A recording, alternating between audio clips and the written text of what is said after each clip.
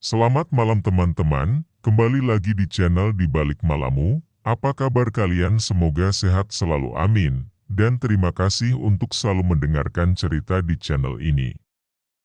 Mari kita dengarkan cerita horor Di Balik Malammu untuk menemani waktu santai kalian.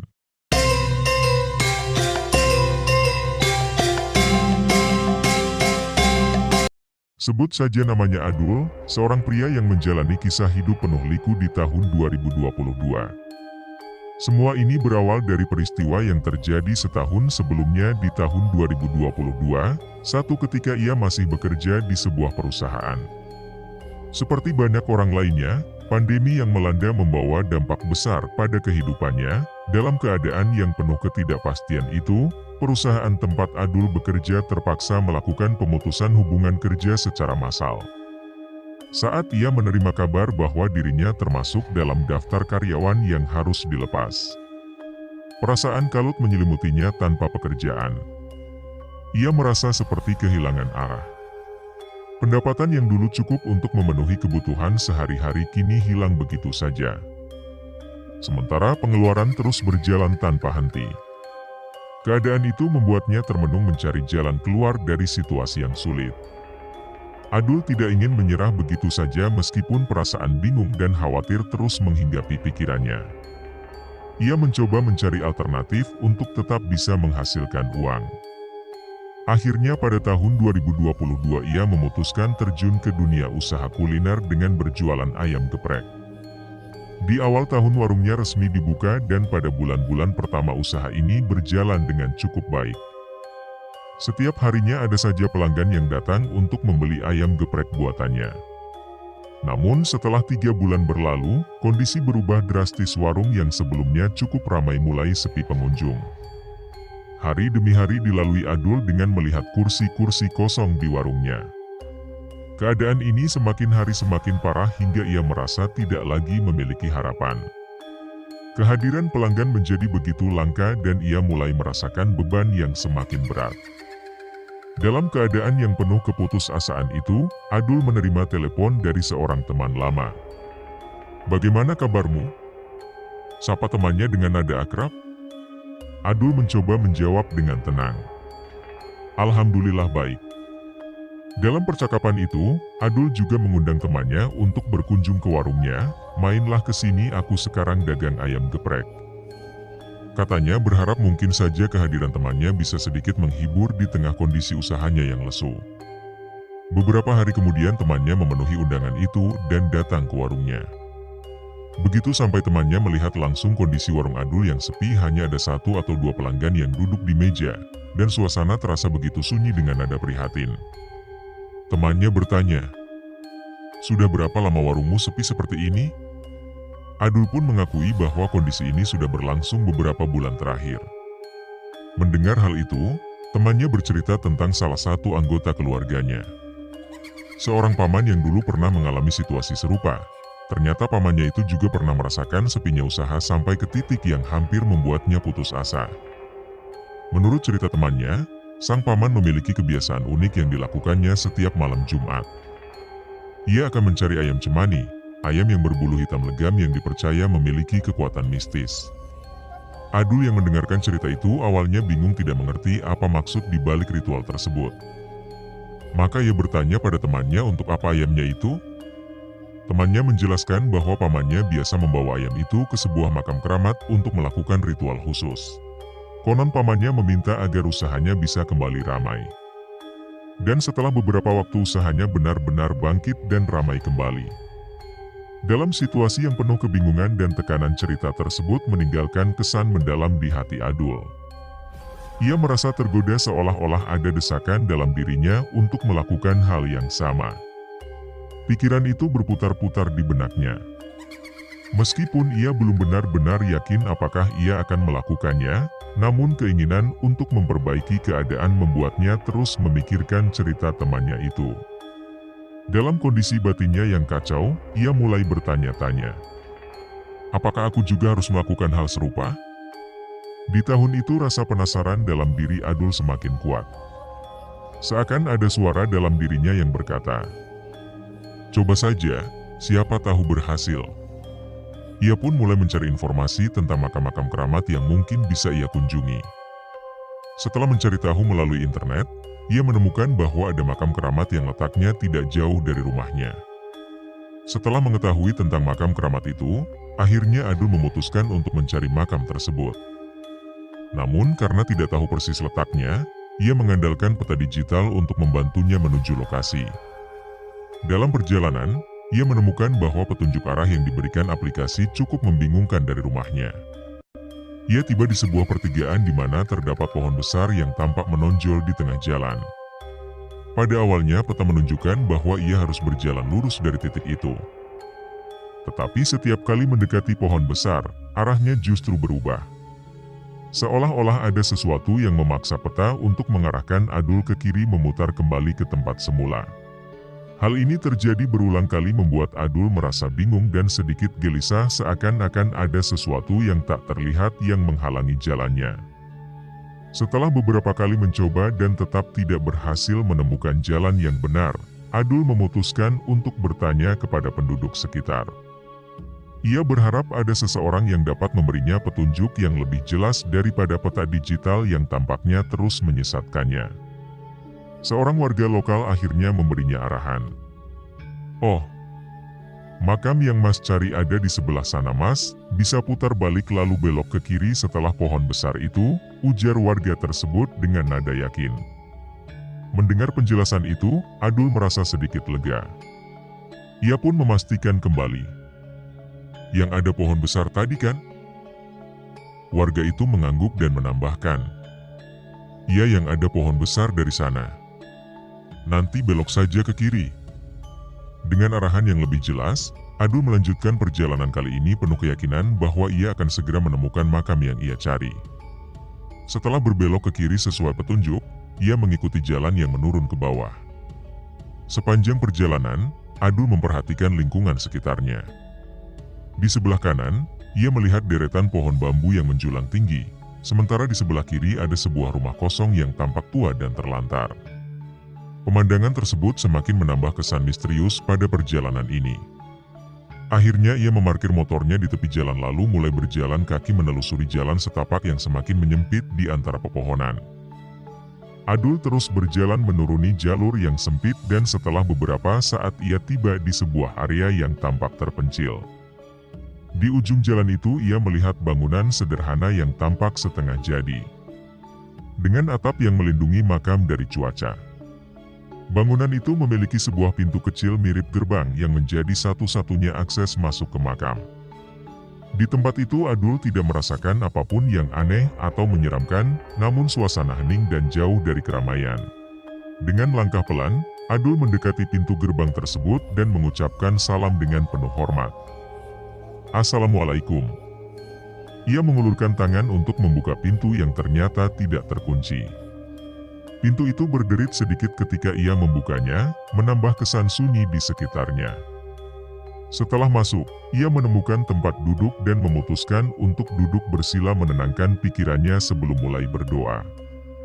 Dalam keheningan, ia memanjatkan doa-doa yang terlintas di benaknya berharap mendapatkan berkah atau setidaknya petunjuk untuk jalan hidupnya. Doa yang ia panjatkan terasa tulus dan sederhana tanpa ritual khusus, hanya menyampaikan harapan yang agar warung ayam gepreknya ramai pembeli. Setelah selesai berdoa, Adul merasa lega seolah-olah beban yang ia pikul sedikit terangkat. Tanpa berlama-lama ia bangkit dan bersiap untuk pulang. Dalam perjalanan pulang pikirannya masih dipenuhi harapan-harapan yang ia gantungkan pada doa tersebut. Setibanya di rumah, ia menunggu hari demi hari berharap melihat perubahan pada usahanya.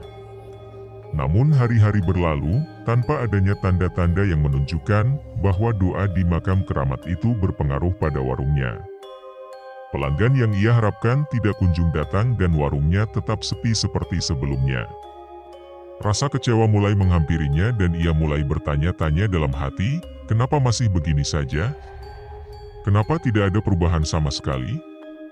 Kekecewaan ini bercampur dengan rasa penasaran yang semakin mendalam. Ia pun berpikir, apakah mungkin kunjungannya ke makam itu tidak cukup? Apakah ada waktu atau cara khusus yang seharusnya ia ikuti?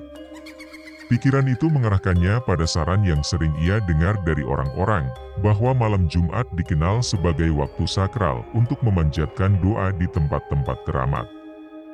Dengan sedikit keraguan namun penuh keinginan untuk mencari solusi, ia mempertimbangkan untuk kembali ke makam tersebut pada malam Jumat. Adul sempat merasa ragu dan berpikir ulang apakah ia harus melanjutkan niatnya atau mundur saja. Membayangkan harus pergi ke makam sendirian di malam hari, membuatnya bergidik. Ini adalah sesuatu yang belum pernah ia lakukan sebelumnya. Ziarah malam-malam dengan suasana sunyi yang hanya ditemani kegelapan dan keheningan malam. Namun situasi keuangannya yang semakin kritis dan keputusan asaan yang terus menghimpit, membuat pikirannya seolah terkunci pada satu keputusan. Ketika semua jalan terasa buntu, ia merasa bahwa ini adalah satu-satunya cara yang tersisa untuk mencari harapan. Dalam hati ia mencoba meyakinkan dirinya sendiri. Aku tidak akan pernah tahu hasilnya jika tidak dicoba. Dengan tekad yang setengah mantap dan jantung berdebar, Adul pun memutuskan untuk berangkat. Malam itu adalah malam Jumat. Suasana di luar begitu sunyi dan mencekam. Sepanjang perjalanan, ia mengendarai motornya dengan perasaan yang bercampur aduk gelisah cemas, namun tetap diiringi dengan tekad yang kuat. Jantungnya berdegup lebih cepat dari biasanya dan suasana sekelilingnya terasa semakin membuatnya resah.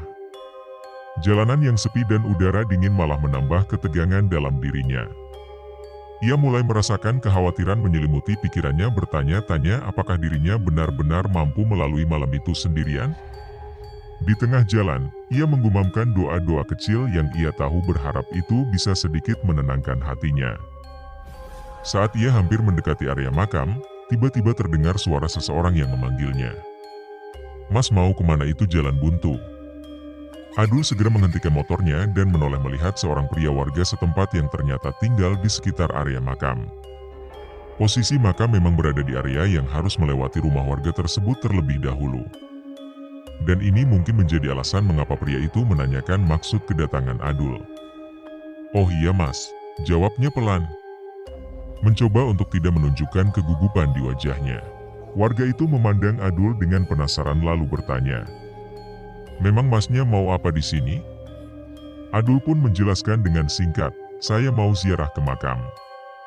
Mungkin karena jarang melihat seseorang berziarah malam-malam sendirian, warga itu bertanya lagi, "Apa sebelumnya sudah pernah ke sini?" Dengan suara tenang namun tetap ragu. Adul menjawab, "Oh belum, ini pertama kalinya." Sang warga menawarkan bantuan untuk mengantarnya.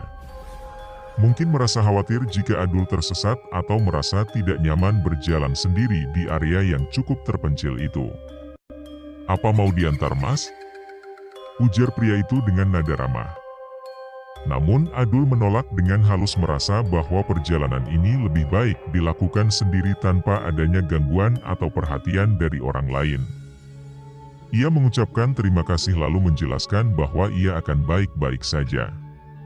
Setelah pria itu mengangguk dan membiarkan Adul melanjutkan perjalanannya, ia kembali mengendarai motor menuju area makam. Ketika mendekati pintu masuk makam, ia melewati sebuah rumah kosong yang tampak tak terurus. Bangunan tersebut gelap gulita tanpa satupun cahaya yang menerangi. Tetapi anehnya ia mendengar suara-suara dari dalam rumah itu. Suara seperti percakapan yang samar-samar seolah ada aktivitas di dalam. Suara itu mengingatkannya pada suasana hangat di rumah-rumah yang penuh dengan keluarga. Namun ia tahu bahwa rumah itu kosong dan tidak berpenghuni. Adul sempat berpikir, mungkinkah ada orang yang menempati rumah kosong ini? Ia pun memarkir motornya di sekitar rumah tersebut. Berharap kendaraan itu aman saat ia meninggalkannya. Setelah mengunci motor, ia mulai berjalan menuju makam, memperhatikan keadaan sekitarnya dengan seksama. Langkahnya terasa berat dan suasana di sekitarnya semakin menambah kesan misterius. Gelap malam itu terasa lebih peka dari biasanya. Dan kesunyian yang melingkupi seakan menekan dirinya, hawa dingin menyergap tubuhnya, membuat bulu kuduknya berdiri. Adul merasa seperti banyak mata yang tak terlihat sedang mengawasinya, mengamati setiap gerak-geriknya. Perasaan itu begitu kuat sehingga ia sesekali menoleh ke belakang memastikan bahwa tidak ada siapapun yang mengikutinya. Namun setiap kali ia melihat sekeliling, hanya kegelapan yang menemani. Adul pun memutuskan untuk tetap melanjutkan perjalanan menuju makam. Ia berusaha menenangkan hatinya dan mulai melangkah menjauh dari motornya. Namun baru beberapa langkah ia berjalan. Suara langkah kaki terdengar samar di belakangnya. Seperti ada seseorang yang mengikutinya dari jarak dekat. Suara itu cukup jelas hingga membuat bulu kuduknya meremang. Ia merasa ada kehadiran lain di belakangnya. Namun keberanian untuk menoleh tidak ia miliki. Rasa takut semakin kuat dan ia memutuskan untuk tetap menundukkan kepala, mengarahkan pandangan hanya ke jalan di depannya. Hatinya dilanda keraguan besar ingin kembali namun juga merasa sudah terlalu jauh untuk mundur. Apakah harus lanjut atau berhenti saja di sini? Gumamnya dalam hati. Tapi pada akhirnya ia memutuskan untuk terus berjalan mencoba mengabaikan perasaan takut yang terus menghantui. Langkah Adul tetap konsisten dan ia sadar bahwa setiap kali ia berhenti suara langkah kaki itu pun ikut terhenti. Seolah-olah bayangan yang terus menirunya. Namun ia menolak untuk melihat ke belakang memaksakan dirinya untuk tetap fokus berjalan ke depan. Menuruni jalan setapak menuju makam yang sudah dekat. Meskipun takut ia menahan diri. Tetap berjalan sambil mencari posisi makam yang dicarinya di tengah kegelapan. Dalam benaknya, ia terus berdoa agar perjalanan ini segera usai dan ia bisa menyelesaikan niatnya tanpa gangguan. Akhirnya Adul tiba di depan bangunan makam yang sederhana berdiri di sana. Ia merasakan ketakutan yang masih bergejolak. Seakan-akan ada kekuatan yang menghalanginya untuk masuk. Pikirannya berkecamuk mempertanyakan apakah ia harus melanjutkan atau justru berbalik dan meninggalkan tempat ini. Tetapi rasa penasaran dan tekad yang sudah ia bangun membuatnya mengambil napas dalam mengumpulkan keberanian dengan hati yang berdebar. Ia mengucap salam pelan lalu mendorong pintu gerbang kecil makam dan melangkah masuk. Duduk dengan hikmat di sana. Begitu ia duduk di dalam makam, suasana berubah secara drastis. Ketegangan yang semula mencekamnya tiba-tiba sirna tergantikan oleh perasaan tenang yang menyejukkan. Perasaan aman menyelimuti dirinya seperti ia sedang berada dalam pelukan kehangatan yang tidak tampak namun terasa. Ia merasa segala sosok yang seolah mengawasi dan mengikuti sejak awal lenyap begitu saja. Ia dapat merasakan kedamaian yang melingkupi area makam seperti ada energi positif yang kuat mengalir di sekitarnya. Dalam hati, ia mulai menyadari bahwa makam ini mungkin memiliki aura yang penuh ketenangan karena orang yang dimakamkan di sana dahulunya adalah seorang penyebar agama Islam. Seseorang yang menebarkan kedamaian. Dengan khusyuk Adul mulai berdoa menyampaikan harapan-harapan yang selama ini tertahan dalam hatinya. Ia memohon agar usahanya kembali pulih agar warung yang kini sepi pengunjung bisa kembali ramai dengan pembeli. Ia merenung dalam doa memanjatkan segala keinginannya dengan penuh harapan. Permohonan yang tulus mengalir dari hatinya meminta agar ia diberikan kekuatan dan rezeki yang lebih baik. Dalam keheningan itu, ia merasa tenang seperti doa-doanya dilindungi oleh kekuatan di tempat tersebut yang seolah merestui niat baiknya.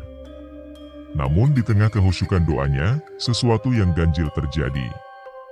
Adul tiba-tiba merasakan tiupan angin di belakangnya. Entah dari mana asalnya, angin itu terasa dingin dan sedikit menakutkan. Memberikan kesan bahwa ada sesuatu yang mencoba menarik perhatiannya. Perasaan nyaman yang ia rasakan sebelumnya mendadak berubah menjadi suasana yang berat dan tidak enak. Ketika ia mulai menghirup napas dalam-dalam untuk menenangkan diri, terdengar suara berat. Suara seorang pria tua yang bertanya dengan nada serius, "Siapa kamu? Apa yang kamu lakukan di sini?" Suara itu terdengar begitu dekat. Seakan-akan hanya berbisik tepat di belakang telinganya. Adul bergeming mencoba untuk menenangkan detak jantungnya yang semakin cepat. Ia tidak berani berpaling untuk mencari asal suara itu, takut menemukan sesuatu yang tidak ingin ia lihat. Namun belum sempat ia sepenuhnya memahami suara misterius itu. Telinganya mendengar suara lain. Suara auman seekor harimau. Suara itu terdengar jauh, namun terasa sangat nyata seakan-akan ada di sampingnya. Seketika itu pula perasaan takut menyergap dirinya dengan begitu kuat. Pikiran Adul bertanya-tanya, apakah harimau itu nyata? Atau hanya bagian dari ritual penyambutan dari sosok yang menghuni tempat tersebut? Berusaha menenangkan dirinya, Adul mencoba kembali fokus pada doa-doanya, menutup mata sejenak untuk menghilangkan rasa takut yang terus melingkupinya. Namun ketika matanya perlahan terbuka, pandangan sebelah kanannya tanpa sengaja tertuju ke arah pintu makam. Di sana dalam kilasan singkat, ia melihat sesuatu yang membuat tubuhnya membeku seketika. Ujung ekor ular besar melintas di depan pintu hanya terlihat sesaat dalam bayangan samar-samar. Adul terdiam tidak berani menggerakkan kepalanya untuk melihat lebih jelas karena ia tahu bahwa hal itu mungkin membawa konsekuensi yang lebih menyeramkan. Pada saat itu Adul merasa seolah terjebak dalam ruang yang penuh ketakutan. Ingin berlari namun tubuhnya seakan terpaku di tempat tidak mampu digerakkan. Teriakan yang ingin ia keluarkan pun seakan tertahan di tenggorokan membeku bersama rasa takut yang menyergap. Ia pun sadar bahwa memanggil pertolongan dari orang lain hampir mustahil. Mengingat posisinya yang berada di ujung makam jauh dari pemukiman atau orang-orang. Dengan ketakutan yang melumpuhkan, ia mencoba untuk menguatkan hati dan memusatkan diri dalam doa. Berharap bahwa ini dapat sedikit meredakan kecemasannya. Namun tiba-tiba terdengar suara keras begitu nyaring dan mendadak membuatnya spontan menoleh ke depan makam. Di sana di hadapannya berdiri sosok berbulu lebat dengan mata merah menyala. Lidah sosok itu menjulur keluar seolah-olah menantangnya. Tatapan mereka bertemu, mata Adul seolah terpaku pada sosok tersebut. Tidak bisa berkedip sama sekali. Tubuhnya terasa semakin kaku dan teriakan yang ingin ia keluarkan pun semakin hilang tenggelam dalam rasa ngeri yang luar biasa. Dalam hatinya, Adul hanya bisa berdoa dengan segala kekuatan yang tersisa, mencoba bertahan di tengah ketakutan yang mencekam. Rasanya seluruh tubuhnya terselimuti kengerian yang tak tertahankan. Tidak ada keinginan lain selain bisa segera keluar dari situasi tersebut. Adul kemudian mencoba menenangkan diri dengan memejamkan mata melanjutkan doanya dalam diam. Ia berfokus pada permohonan sederhana yang menjadi tujuan utamanya malam itu. Semoga usahanya di warung dapat kembali ramai. Semoga apa yang ia lakukan malam itu memberikan hasil positif bagi kehidupannya. Di tengah rasa takut yang begitu hebat, ia berusaha mengingat tujuan utamanya, dan ini membantunya sedikit demi sedikit mengatasi kecemasan yang sempat membelenggu dirinya. Tanpa disadari waktu terus bergulir menyadari bahwa sebentar lagi akan tiba waktu subuh. Adul merasa sedikit lega seakan-akan kehadiran waktu pagi memberikan harapan untuk pulang dengan aman. Dengan tenang, ia menutup doa terakhirnya, lalu mengucapkan salam sebagai tanda pamit dari makam tersebut. Ia pun menutup gerbang makam dengan hati-hati bersiap untuk kembali pulang. Namun ketika ia baru melangkah, ia melihat sebuah pohon besar yang berdiri tidak jauh dari makam itu. Pohon tersebut sebenarnya tidak begitu tinggi, tetapi rimbun dengan cabang-cabang yang padat di sisi kanan. Ia merasa ada sesuatu yang mengawasi ketika ia menoleh ke arah itu. Matanya menangkap sosok nenek dan kakek yang berdiri di bawah bayang-bayang pohon. Sosok nenek tua itu tampak tersenyum kepadanya, namun senyumnya memiliki makna tersembunyi, seakan-akan ingin menyampaikan sesuatu yang tidak bisa diucapkan dengan kata-kata. Nenek itu mengenakan kain jarik tradisional dan kebaya dengan rambut yang disanggul seadanya tampak sedikit berantakan. Senyumannya yang aneh dan penuh arti membuat Adul merasa merinding.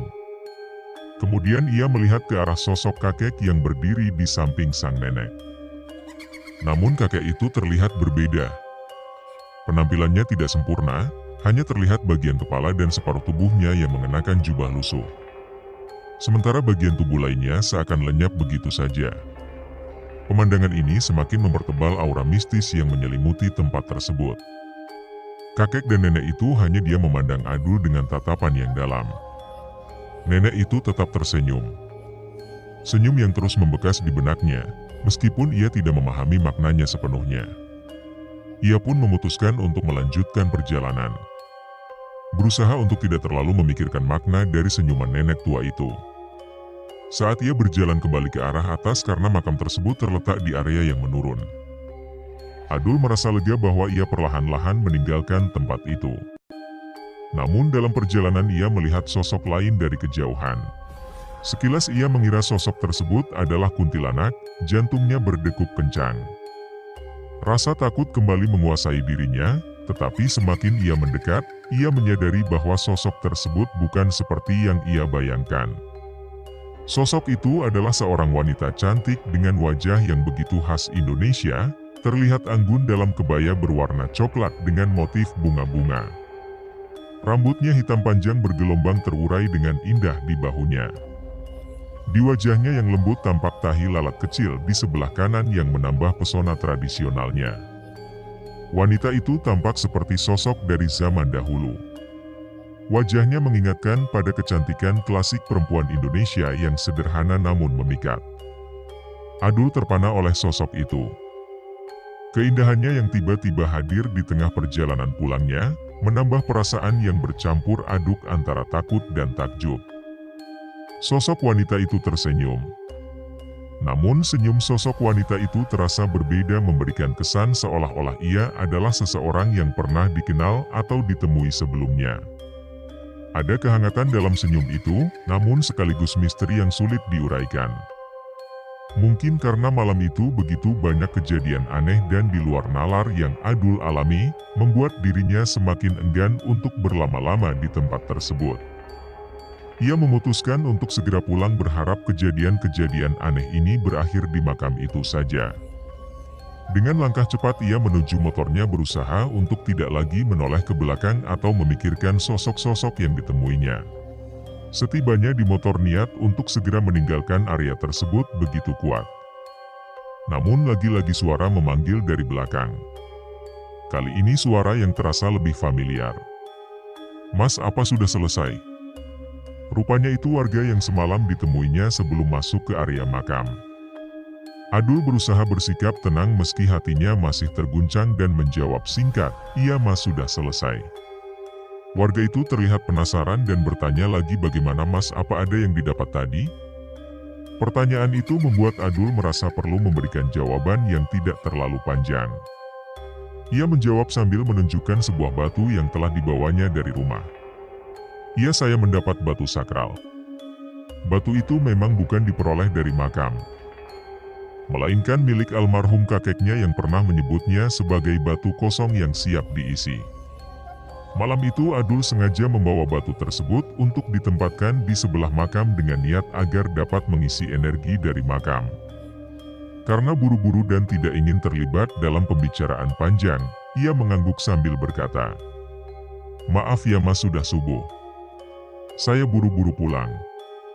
Warga itu mengiyakan dan Adul segera menyalakan motor lalu meninggalkan area makam.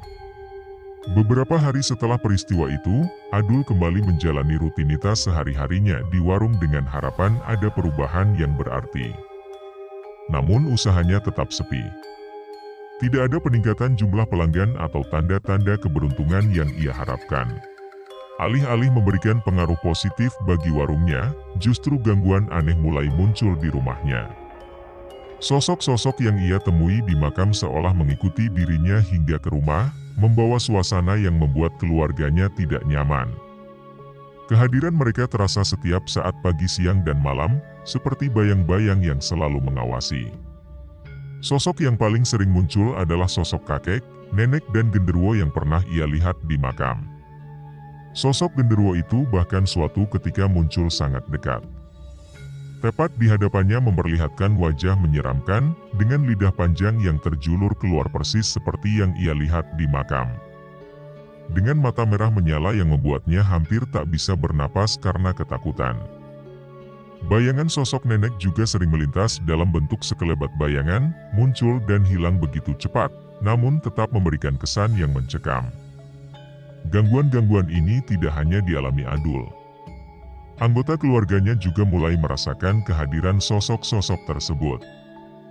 Mereka sering mendengar suara yang seperti memanggil atau menyapa, menambah ketidaknyamanan dalam rumah itu. Suatu hari setelah gangguan yang semakin sering terjadi, Adul memutuskan untuk mengunjungi rumah saudaranya dan menceritakan semua kejadian aneh yang ia alami. Di sana ia bercerita panjang lebar tentang pengalaman di makam, sosok-sosok yang ditemuinya, dan bagaimana mereka tampaknya mengikuti hingga ke rumahnya. Di tengah-tengah pembicaraan itu, tiba-tiba terdengar suara botol minum yang dilempar dari arah dapur. Tidak ada seorang pun di dapur saat itu dan tidak ada yang menyentuh botol tersebut. Kejadian itu membuat seluruh keluarganya yang sedang berkumpul di ruang depan saling berpandangan dengan ekspresi takut dan bingung.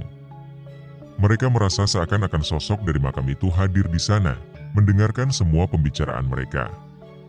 Salah seorang saudara Adul yang memahami sedikit tentang hal-hal gaib menyarankan agar Adul mengembalikan apapun yang dibawa dari makam, termasuk batu yang ia bawa. Saudara itu berkata dengan nada serius, "Mungkin mereka tidak suka diceritakan seperti ini. Cobalah kembalikan benda yang kamu bawa dari makam ke tempat semula." Saran ini membuat Adul terdiam sejenak memikirkan apakah ia sanggup kembali ke makam sendirian terutama di malam hari. Ingatannya tentang pengalaman menyeramkan di makam membuatnya ragu, tetapi ia juga merasa bahwa ini mungkin satu-satunya cara untuk menghentikan gangguan yang ia alami di rumah. Meskipun rasa takut masih menyelimutinya, Adul hanya mengangguk perlahan mengiyakan permintaan saudaranya. Setelah pulang dari rumah saudaranya, Adul mencoba menjalani hari-harinya seperti biasa, meskipun pikirannya masih sedikit terganggu dengan kejadian-kejadian yang dialaminya. Keesokan harinya ketika sedang duduk santai di sofa sambil bermain ponsel, ia merasakan sesuatu yang aneh. Tanpa disadari di atas kepalanya muncul sosok seorang kakek yang berdiri sangat dekat. Sosok itu tampak jelas menatapnya dengan pandangan yang sulit diartikan. Detik demi detik berlalu dalam ketegangan. Namun dalam hitungan detik sosok itu menghilang begitu saja meninggalkan Adul dalam kebingungan dan ketakutan. Meski peristiwa itu berlalu dengan cepat, perasaan ngeri tetap membekas di hatinya. Belum sempat menghilangkan perasaan takut dari pertemuan dengan sosok kakek itu. Sore harinya, Adul kembali mengalami pengalaman aneh lainnya. Setelah mandi, ia berdiri di depan cermin untuk menyisir rambut. Saat sedang merapikan rambut, pandangannya menangkap sebuah titik hitam kecil yang melayang di samping kanannya. Awalnya ia mengira itu hanyalah noda di permukaan cermin. Namun setelah mengusapnya beberapa kali, titik itu tetap berada di sana. Ketika ia mencoba menoleh langsung ke arahnya, titik hitam itu tidak terlihat, namun saat kembali melihat ke cermin, bayangan itu muncul kembali. Perasaan ganjil dan takut membuatnya sadar bahwa apapun yang ia bawa dari makam, mungkin benar-benar telah membuka pintu bagi makhluk-makhluk tak kasat mata untuk memasuki hidupnya. Hari-hari berikutnya, Adul semakin sering mendengar keluhan dari anggota keluarganya tentang berbagai kejadian aneh di rumah. Salah seorang adiknya bahkan mengaku melihat sisir yang diletakkan di lantai bergerak sendiri berputar seolah-olah ada yang menggerakkannya. Hal ini semakin membuat Adul merasa bahwa gangguan ini telah menjadi beban bagi keluarganya. Pikirannya pun mulai dipenuhi pertanyaan, haruskah aku kembali ke makam untuk mengembalikan apa yang kubawa? Ia tahu bahwa gangguan ini bukan hanya meresahkan dirinya, tetapi juga memengaruhi kehidupan keluarganya sehari-hari. Setelah merenungkan hal itu, Adul akhirnya memutuskan untuk kembali ke makam. Namun kali ini ia memilih pergi pada pagi hari berharap suasana yang lebih terang dapat mengurangi rasa takutnya. Begitu tiba di makam, ia mengambil batu yang sebelumnya ia bawa dan meletakkannya kembali di tempat asalnya, dekat dengan makam. Dengan penuh penyesalan, ia memanjatkan doa sambil meminta maaf berharap bahwa tindakannya tersebut bisa menghentikan gangguan yang dialaminya. Ia meminta dengan tulus agar apapun yang mengikutinya dari makam bisa kembali ke tempatnya, sehingga keluarganya dapat hidup dalam ketenangan. Setelah menyelesaikan doanya dan bersiap untuk pulang, Adul tak sengaja bertemu lagi dengan warga yang tinggal di sekitar Jalan Buntu. Beruntungnya kali ini warga tersebut memperkenalkannya kepada seorang wanita tua yang dikenal sebagai seorang penyembuh di daerah tersebut. Wanita itu mengerti bahwa Adul mungkin mengalami gangguan dari energi negatif, dan ia menawarkan diri untuk membantu membersihkan diri Adul dari pengaruh tersebut dengan nada lembut.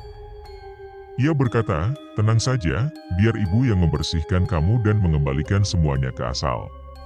Dalam ketenangan Adul setuju dan mengikuti arahan wanita tua tersebut. Ia berdiri tenang sambil menutup mata ketika wanita itu memulai proses pembersihan. Wanita tua itu menyampaikan bahwa benda hitam yang Adul rasakan di punggungnya, ternyata adalah energi dari sosok ular yang pernah ia lihat di makam. Batu hitam yang ia bawa dianggap sebagai media yang digunakan ular itu untuk mengikutinya. Sang wanita menjelaskan bahwa ular tersebut membawa pengaruh negatif yang telah menyusahkan Adul dan keluarganya.